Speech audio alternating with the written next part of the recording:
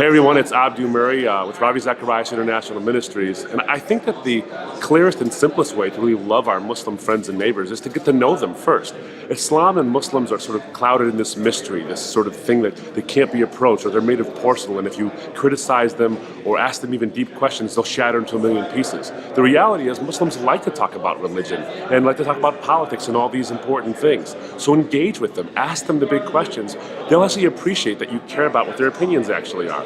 But when you do it, when you begin to share with them the gospel, think about what Paul says in Colossians 4, verses 5 and 6, when he says, walk in wisdom toward outsiders, be wise in how you do it, making the best use of the time. And that's not being efficient, because if anything that Muslims are, it's inefficient with time. We love to spend lots of time. Arabs love to spend lots of time with people over coffee, never getting to the point until it's almost midnight in most conversations. So it's not about being efficient, but it is about talking about what they care about and showing how the gospel actually addresses it. And then Paul says, let your speech be gracious, seasoned with salt, so you may know how you have to answer each person.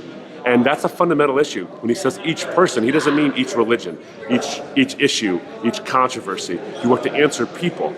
Now, questions is the way people get answers, but questions don't need answers. People need answers. And if you give them the answers they're looking for, you can show them that what Muslims hope is true about God in Islam is actually true about God in the Bible and in Christianity. That God is truly the greatest possible being because God is triune, because he is incarnate, and because he's self-sacrificial. These are all things that demonstrate God's greatness. And if you can do that by hitting on what they care about, asking them the right questions, getting to know them, then you can begin to share them the beauty of the gospel. And one of the greatest ways to love somebody is to show them the truth and to do it with grace and respect, affording them the dignity of having a real conversation with them, getting to know them.